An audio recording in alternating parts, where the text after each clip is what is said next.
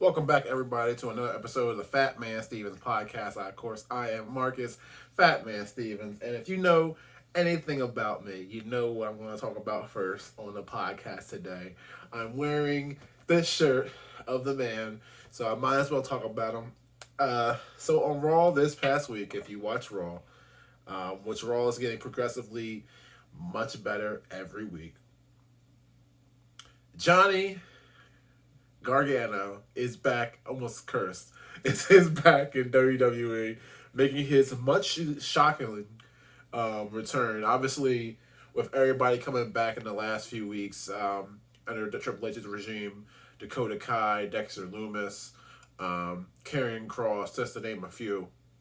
Gargano was the one big giant whale out there who has not been captured, not has been any other promotion, and we finally got him. So, let me just move over a little bit. Doing some shifting here while I'm recording. Um, but he was the only. There it is. That's what I didn't want to happen, but it happened. Good old technology. But anyway, he was the last.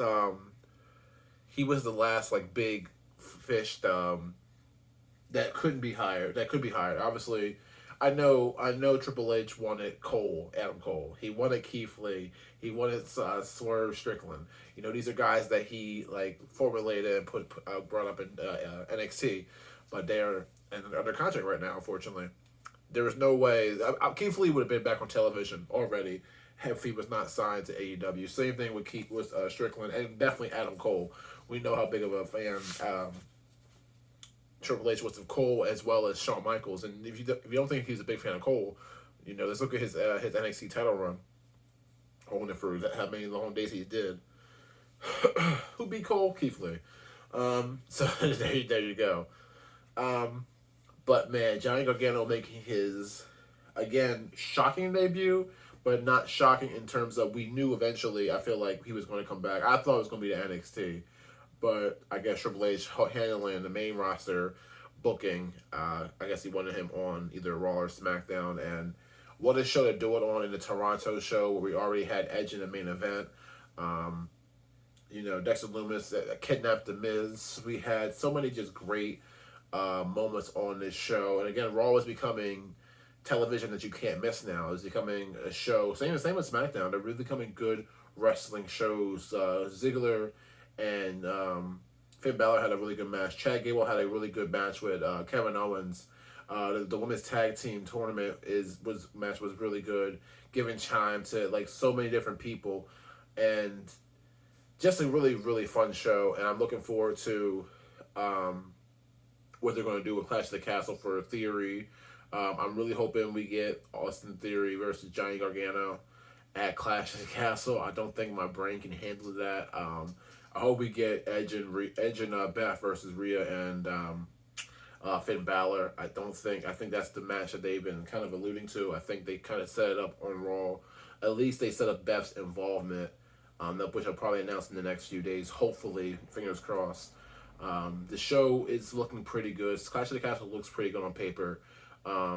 Drew McIntyre versus Roman Reigns is a bona fide WrestleMania main event. It is a main event worthy of closing the show in front of 50 plus thousand. If it's the proper ending for a stadium show. Sheamus versus Gunther for the Intercontinental Championship was announced this past, or Sheamus qualified for the match this past Friday, and it is the match that we all want to see. It's the match that is going to probably be one of the ones that steal the show. Um, that's going to be tough. It's going to be a really good match. The 6-woman tag between Bianca, Asuka, Alexa facing Bailey's trio, which could be called Damage Control, which is Bailey, Io Sky, and Dakota Kai. You had Shayna Baszler taking on Liv Morgan for the SmackDown Women's Championship. Ronda's always looming, so we'll be watching that. And we also have Riddle versus Seth Rollins. So a 5-match card so far for 7, for probably going to be a 7 to 8 match card. So we're probably definitely, like I said, going to get Edge and Beth versus Balor and Rhea. Maybe Theory and Gargano, and definitely a U.S. title match involving Miz, Ciampa, Lashley Styles. I don't know if it'll be a fatal four way, a triple threat, but I mean fatal four way would probably be the best bet. Kind of get all four guys on the show, all four big names on the show. I think would be fine, and it could eventually lead to some dissension between Ciampa and Miz, and it could eventually even start up DIY again. An older, kind of more grizzled DIY, and eventually lead to maybe Ciampa and Gargano on the main roster. Who knows? I'm just fantasy booking right now at this point. The fact that the Usos aren't on the card is questionable, um, but we'll see because it's also traveling, and I don't know how things are with. I don't know. Well, I guess we'll find out in the coming weeks. But it seems like they're setting up for Sami Zayn and Kevin Owens to eventually challenge for the tag team titles. I hope that's the case. I hope they are the team that beat the Usos. That is the team I want to see win the tag titles the most right now. Um, but yeah, Johnny Gargano coming back is super big for me as a big fan of Gargano's in NXT. Didn't really know who the guy was when he came in with Champa. During the Dusty Classic in 2016. Has it been that long? Good lord. Um, it wasn't 2015 they came in, and that's when they've had a feud with the Revival and everything. Bringing tag team wrestling to the forefront in NXT. To him following him going to a singles guy in 2017, him doubting himself. I remember him in. He has still has not beat Andrade Cien Almas, has he? Um, Beating Almas or facing Almas at Brooklyn 3, losing to him, having their whole quadrilogy of matches. The takeover match between Ciampa and Johnny Gargano at New Orleans. That whole weekend, that whole show was so amazing. That whole weekend was such a magical weekend. To Gargano's heel turn, winning the North American Championship, his first singles title, all the way up to winning the NXT Championship at Takeover New York, which is probably still the best takeover of all time. I mean, it's really debatable between that and the other show, but Takeover New Orleans. But man, what a time to be alive as be a wrestling, be a WWE fan, and the wrestling in general, obviously. So we got CM Punk and Moxley on Wednesday. The day this episode releases, you're getting CM Punk and John Moxley unification match on AEW Dynamite 2 weeks, actually a week and a half before All Out, which they have not announced a lot of matches. And if I can have one criticism for AEW, it's that they don't announce pay-per-view matches, a lot of pay-per-view matches like beforehand, and they're obviously just what is it? Depending on their name to sell the pay-per-view, because right now I think the only matches we have announced are. I just want to say it's Tony Storm and Thunder Rosa for the championship, which is a rematch from Forbidden Door, which is kind of lazy. But I also know I think Chris Statlander may have been in her role. So I don't know if that was the case, and then she got injured, and then Tony Storm just got in by default. Thunder Rosa has been doing her best as champion. I just don't. I think when Britt Baker and I think when you have Hikaru Shida and then Britt Baker, these amazing champions, I don't feel like Thunder Rosa is living up to those standards. I don't know if it's her fault or if it's just a fault of the booking, but I don't know. So right now we have on tap for All Out, which is a week and a half away. You have the Trios Tournament Finals, which is definitely who knows who that's going to be.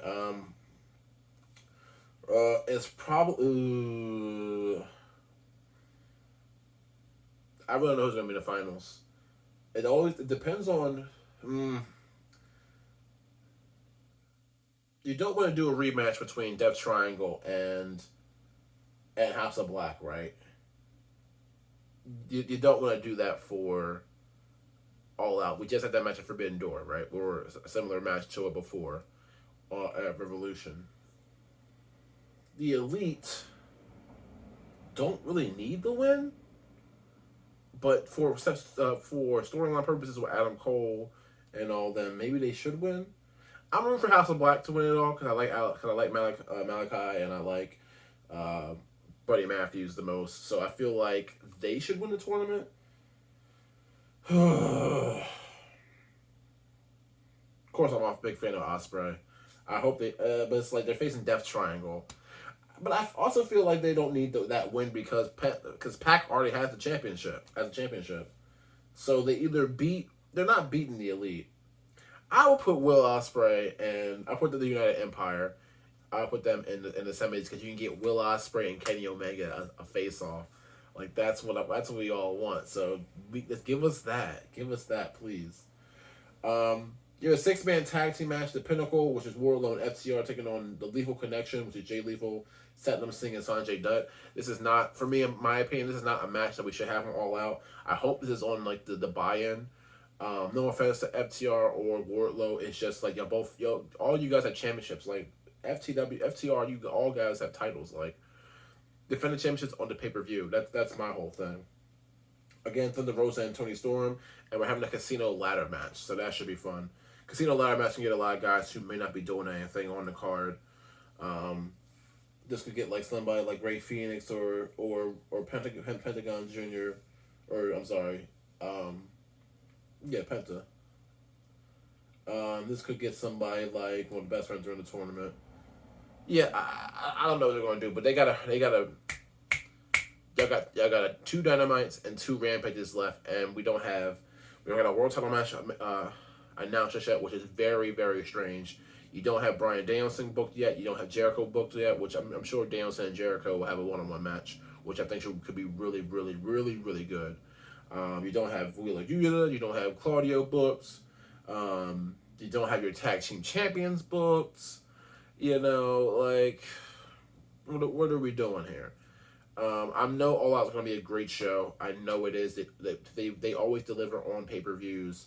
It's just, I just wish that they would announce the matches like beforehand. They already know United Center is going to sell out. They already know people are going to come for AEW because it's Chicago, and it's like their biggest weekend of the year, but puts a little bit more effort into the pay-per-view matches. I could be wrong. Obviously Punk the only other main event that would make sense would be Punk and Hangman, which again is a rematch from Double or Nothing because he called him out. So it's like, is that the move, or are we just going to do Moxley and Punk too at the pay per view? Are they going to go to a 60-minute draw on Dynamite? They haven't announced a lot of matches for Dynamite, so maybe that could be the case. But to me, that's just lazy. Just hold off on. Just wait until the actual pay per view to actually do the match. You don't have to do it on this Dynamite. You don't need to pop a rating or anything like that. I don't know. I hope also Pac would defend his championship on the show, his title, because it's weird that the newest championship hasn't been defended just yet on the show. I really would like to see that title defended.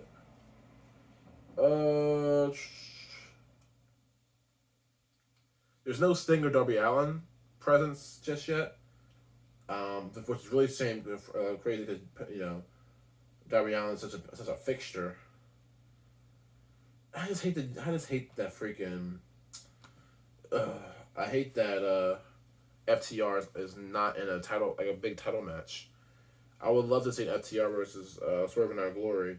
Actually, I really wanted to see Young Bucks versus FTR for all the titles. That's what I thought was going to be the big money match this year.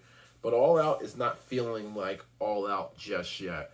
And maybe Tony Khan will start announcing the matches he has to start announcing the matches this week. The Trios tournament is the only thing that's kind of driving this show because I think that, with Kenny Omega coming back, the Elite reforming and all that, I think you're doing a good job with that. But there's no Cole. They're really hurting for that whole storyline, that 6-man. And I really hope that if the Bucks and Omega win, I really hope that Cole, Fish, and O'Reilly are medically cleared and ready to go for AEW Grand Slam because that's the main event, right? Like, that's the match right there. That will sell the arena. Unless they want to wait until Full Gear or the Philadelphia show, please. which is a week after Grand Slam, which sucks because it's like you guys are gonna put so much focus on Grand Slam that the show afterwards is not gonna be as amazing. Which whatever, I guess I'll live with it.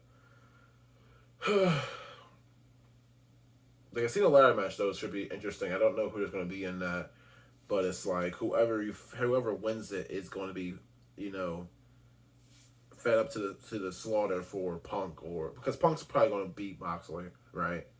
And eventually lead up until Punk's heel turn. I mean, he's already the heel. He's just not a heel. But definitely the way he talks and how he portrays himself is all heel esque. Um, Man, I'm still can't get over. I'm sorry, going back to WWE, but Gargano's in WWE again. Man, this is my favorite wrestler, y'all. Like I cried tears, like shed tears when he won the NXT Championship against Adam Cole. I mean, that was an emotional weekend anyway because Kofi won the championship 2 days later at WrestleMania, so which made me cry. I had to leave the living room to cry in the bathroom because I was watching my dad, and I just felt the tears falling up. I legit like had a whole reaction when Kofi won. What a moment! I can't believe that was 3 years ago. Wrestling's over. Enough about wrestling. We are in 2 game release week. Saints Row is releasing this week. By the time you guys listen to the Saints Row, will be out, and I will have police played at least a few hours of it. And Soul Hackers 2, which is coming out on Friday, is the first big Atlas RPG in a very long time. I don't know. I don't even know the last time they released an RPG, but it's the first one. It's coming out on next gen consoles on PS5 and Xbox Series X. Not exclusive to those consoles, but it's on there. Um, Definitely looking forward to playing those. I have not beaten Xenoblade Chronicles 3. I'm 40 hours in, and that's about 40 hours in a month's time. It'll be out for almost a month soon. I think that's pretty good for 31-year-old Marcus, who has to juggle relationships, work, church, things of that nature. But 40 hours in one game is ridiculous. Obviously, it's easily the most time I spent in a game this year. I have to beat this game though. I've just got to chapter like 4. Some big things happen with some characters. I don't want to spoil the game for anybody. But some big things happen to some characters that was pretty not was shocking, but it was like mm, it was shocking. And it was a big couple boss fights. I like Xenoblade because they pile boss fights on you. This was like a 2 person fight. So for anybody watching Xenoblade or who's playing Xenoblade, who has finished it, which I'm sure nobody out there that's listening to this podcast has. But there's the 2 person fight, and then you face one person right afterwards. I like compounding boss fights like that. I love boss fights in video games. It's the best thing ever. Um, but yeah, looking forward to playing Soul Hackers.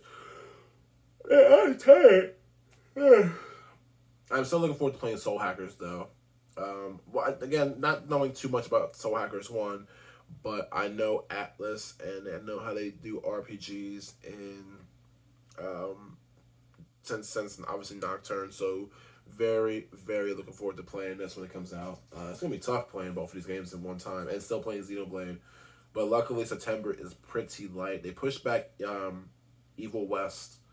Was it Evil West or Hard West? Whatever it was. I think it was Evil West to November, so they pushed that back, which is good. That means that's one less game, and I don't think I'm buying anything else.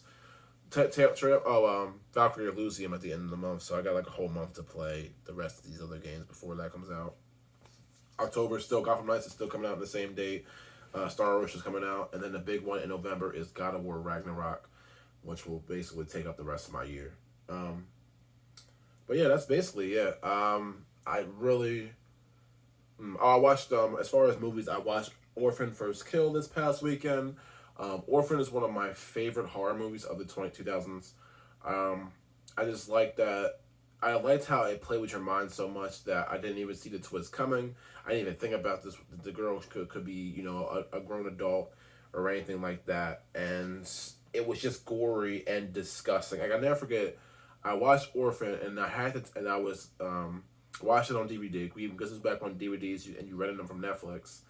And I watched it and I said, wow, that movie was crazy. And then I told my parents, I said, you guys gotta watch this movie. And I watched it again right after I just watched it. I watched it again with them. It's the first time only. That's the first and only time in my life I watched the same movie, back to back times and pay attention and was like really invested in it again. Never again. Orphan does did that to me. Orphan First Kill was good. The premise. I mean, that's the problem with prequels, right? It's like obviously you know what's already going to happen to them to the character involved. Like there's no real danger to them because they're living in the movie that came before it, which is this is why we had this movie in the first place. So the danger element is gone. Also, the suspense element is really gone because you know her secret already. So you're kind of just looking. This kind of watching for me. I was watching the movie and I was just waiting for like the craziness to drop, like the thing to drop, and the little twist that this movie had was pretty good, and the kills were all right, but you can't beat the first Orphan by when you bludgeon a nun to death with a hammer. There's no way to beat that, right? So good luck. I mean, good luck. They tried. It was a good movie. Obviously, the Orphan one is still better, and they were talking about doing another one. I've read an interview saying that they may explore the character some more. Um, that's fine. I don't really know what else you can do. Did she get adopted by another family that she ended up killing, like we didn't know about? Um, did she survive? Obviously, she didn't survive the kick, the broken neck, and the broken neck and drowning in the lake at the end of the original Orphan. But maybe she did because horror movies or whatever like that. Who knows? Maybe she was saved and brought back to health. um, I would like to see more of the Orphan movies, but to make it a franchise. They said, but you can't. I don't want to see another prequel that doesn't add any stakes. That I know the Esther character doesn't really like. You know, live. Maybe she has like a twin. You guys can say that. I'd be okay with that. And she's terrorizing. Vera's family again. Her and her daughter, and her son, right? Because her son survived. Yeah, you can do that. I'd be okay with that. But the son, that's the problem. Like maybe they or. It's like they can do that, but the kids are all adults now because they grew up. I mean, the movie came out in 2009, so we're talking 13 years in the future. If you even go further, like 16 years, because who knows what's coming out. Those kids are adults, and they did a good job with how they all the camera shots and everything, making it seem like she was this little girl. But kudos to them. I like the movie. Black Phone is on Peacock, and I've been wanting to see Black Phone because it's made by the team who did Sinister, and I think Sinister is one of the finer 2010 horror movies. So I definitely gotta watch that. I don't think I'm seeing anything I might go see The Invitation in theaters because that's like horror with vampires, and it's kind of giving me vibes like it's giving me Ready or Not vibes. So I want to check that movie out as well. But other than that, that's pretty much it for me this week. Johnny Gargano being back in WWE is mind blowing to me, and I'm very excited to see what happens. Obviously, Super Kick in Theory and then starting off a storyline with your former protege is pretty big for me. Now that we have Theory, we got Gargano, we got Indy Hartwell, we got Loomis, and Candice LeRae is the only person left, obviously being the best mother she can be. So who knows? Maybe we can get a Way reunion eventually. I mean, Candice can make a one kind of like appearance if she wants to, right? So who knows? I definitely like to see that, but I'm also looking forward to seeing what's going to happen for young Johnny Gargano now, being like the ultimate underdog. Who knows? And now he's in a Triple H run WWE. He can be the best babyface champion of all time, and he's got a lot of giants to climb. I want to see Gargano and McIntyre. I want to see Gargano and Roman a lot. I think there's a lot of fun storylines you can play with Gargano in that babyface role. So looking forward to seeing what Triple H has in store. That's it for me this week. I'm on all podcast channels on Google Podcast, Apple Podcast, Spotify, iHeartRadio, Pandora, Deezer, Overcast, anywhere you get your podcast.